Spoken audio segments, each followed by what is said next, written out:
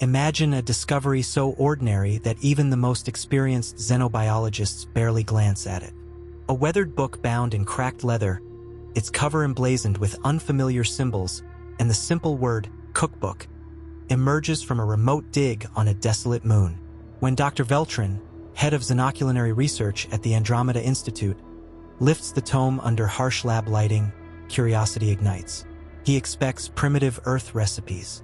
He imagines simple stews and baked goods, nothing that would threaten even the most cautious xenobiologist. Instead, he unleashes a revelation so profound it fractures his colleagues' understanding of humanity. Within seconds, ambient chatter dies. The room's temperature feels colder as every scientist leans forward, drawn by a mixture of fascination and dread. Holographic screens that usually display interstellar flora and fauna shift to project the book's pages in glowing script. At first glance, the text lists ingredients and measurements. Terms like cup, tablespoon, and pinch appear harmless. Yet beneath those familiar words lies a darker meaning. The so-called ingredients, one whole cow, dozens of poultry, and references to blood of the harvest, trigger alarm. Dr. Veltrin's tentacles tremble as he realizes these items are cataloged with chilling precision.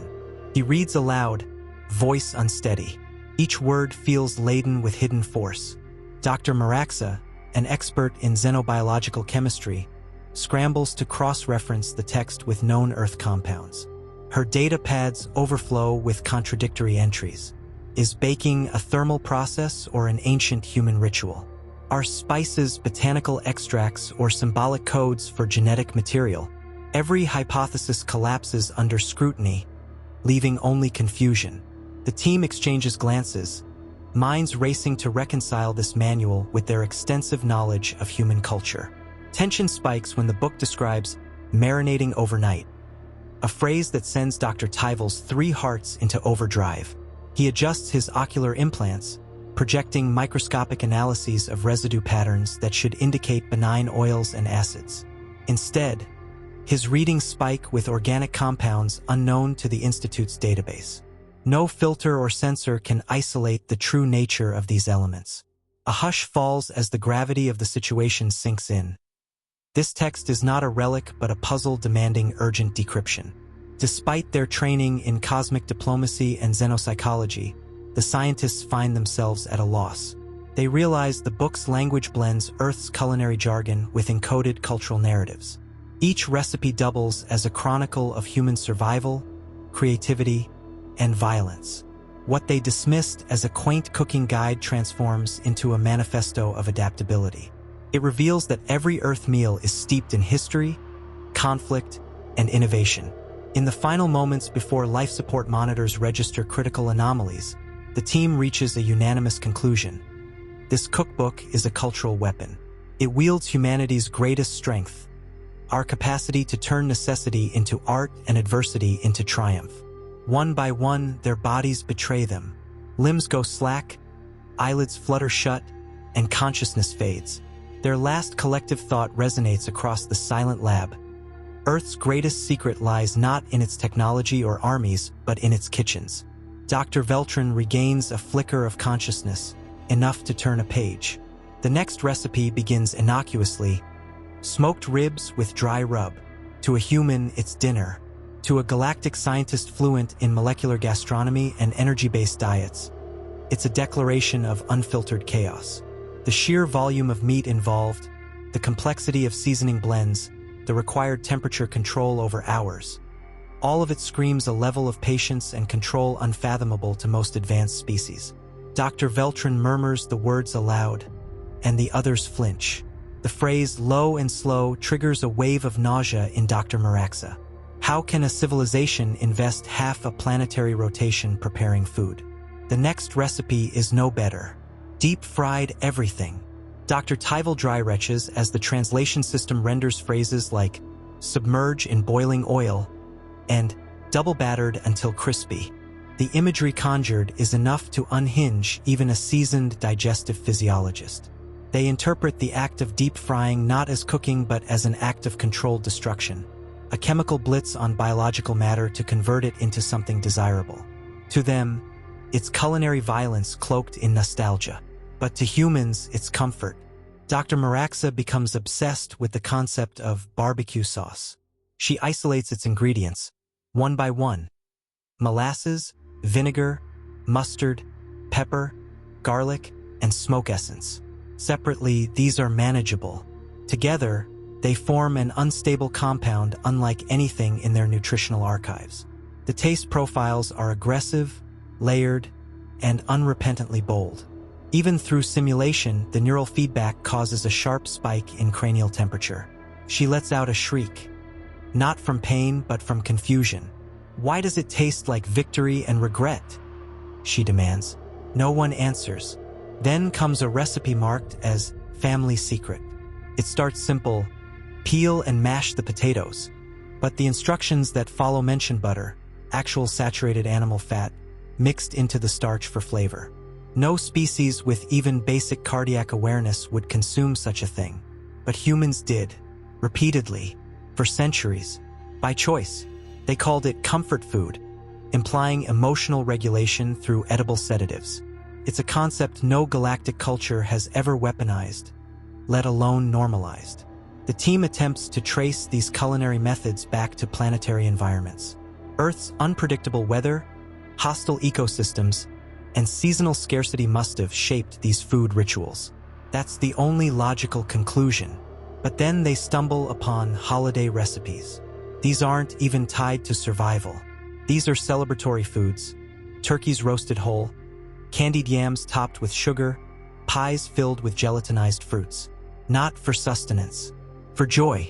That's when understanding begins to dissolve into fear. Dr. Tyvel clutches his thorax. They don't just survive hardship, he gasps. They feast upon it. A silence falls over the room as each of them processes this new realization. Humans are not just biologically persistent, they ritualize consumption as a form of emotional, psychological, and even philosophical expression. Each recipe is more than a meal. It's an act of dominance over entropy. The book isn't about food. It's about the mindset of a species that bends chaos into nourishment, and that, above all else, terrifies them. As the remaining conscious scientists scramble to piece together what they've read, the tone shifts. The cookbook no longer feels like a threat, it feels like a revelation. Hidden beneath its strange units of measurement and alarmingly casual instructions is something more profound, a glimpse into the human psyche. Where other species would avoid danger, starvation, or scarcity, humans had faced them, then transformed them into rituals of creation. The recipes aren't just about eating. They're about survival, culture, and emotion. Every dish carries the imprint of someone who endured, adapted, and made meaning from adversity. Dr. Veltrin, his limbs shaking, stares at a recipe for chili. It's not the ingredients that fascinate him now, but the variations. Dozens of them. Entire regions on Earth disagreed passionately over the presence of beans. Some demanded beef, others pork, some none at all. Some used cocoa powder. The argument wasn't just culinary, it was cultural. Each version was a flag planted in the soil of memory, belonging, and identity. For the scientists, this is incomprehensible. A meal could define a community. A flavor could spark loyalty or war. Earth's food isn't just nourishment. It's philosophy, history, rebellion. Dr. Maraxa begins compiling a psychological profile. Patterns emerge. The recipes combine ingredients that shouldn't blend, using methods that push physical limits to create something completely new. They don't merely preserve life, they enhance it. Take the human concept of comfort food. It appears repeatedly in the text. Macaroni and cheese, fried chicken, banana bread. These dishes are calorically excessive, logistically inefficient, and nutritionally unbalanced. Yet they persist across centuries. The scientists realized that these recipes were never about efficiency. They were about emotion. Humans created edible anchors to get them through loss, war, and loneliness. There's even a recipe called depression cake, made without milk, eggs, or butter. Invented during economic collapse, yet it became tradition. Dr. Tyvel stares at the page, stunned. Where other species erased hardship, humans immortalized it through food. It's their way of remembering pain without being broken by it. The cookbook is not a manual. It's a declaration. We suffered and we cooked anyway. As the team continues, the panic fades. In its place grows a grudging admiration, even reverence. These aren't monsters. They are alchemists. Earth's kitchen is a forge where chaos is turned into comfort, pain into pastry. The humans don't just eat to live, they live to express. Through flavor, texture, temperature, through rituals passed down generations. In a final moment of clarity, Dr. Veltrin whispers, "This is how they survived their planet. This is how they'll survive the galaxy." The room falls silent, not from fear this time, but from awe. The cookbook had not been a warning, but a legacy. One that no species had ever dared to record in such raw, edible form. The scientists sit in stillness, each holding a deeper understanding. Humans are not powerful because of their weapons or even their minds, but because they have mastered the art of turning struggle into sustenance. The Andromeda Institute dispatches a formal report to the Galactic Council, marked level Omega sensitivity. Its contents are unsettling, not because of military secrets or unknown technologies, but because of the philosophical rupture it presents. The report details how the human cookbook reveals a civilization not obsessed with conquest or preservation, but with transformation. Every meal is a negotiation with the universe. Every ingredient a story of trial, error, and relentless adaptation. The council, comprised of ancient and logical minds, reads it in silence. And for the first time in millennia, they feel something alien, humility. Elsewhere, planetary societies begin requesting access to the cookbook. Not for culinary use, none dare attempt the recipes, but to study the mindset embedded in them. Academic factions fracture. Entire ethical debates erupt. One faction claims the book glorifies consumption as identity. Another argues it's a coded philosophy of resilience. Diplomatic embassies attempt to speak with Earth's representatives, only to be met with laughter. "It's just food," the humans say, as they casually dip bread into oil and vinegar. But the galaxies know better now. It was never just food. Cultural analysts release simulations, modeling human culinary behavior in hypothetical crises. In each scenario, the results are the same. Humans don't break. When resources dwindle, they invent. When flavors fail, they try again. Their drive to cook, not just eat, but cook, becomes the central mystery. It defies logic. No other species spends precious time flambeing sugar for aesthetic or boiling bones for hours just to extract flavor. To others, it's madness. To humans, it's Tuesday. Dr. Veltrin, now recovered, writes the final entry in the classified research log. "We thought their strength lay in muscle, in weaponry, in numbers. We were wrong. It lies in their kitchens, in their defiance of limitation, their celebration of the imperfect. Their food is not just survival. It is ritualized hope. We discovered their soul in a pie crust." He ends the entry with an audio clip. Human laughter in a bustling kitchen, pots clanging, oil sizzling, voices singing. Not coded data, just life, raw and loud and untranslatable. Eventually, the council declares the cookbook a cultural containment artifact. It's stored in a high-security vault, behind energy shields used only for war relics. Yet copies have already leaked, smuggled between research stations, whispered about in academic black markets.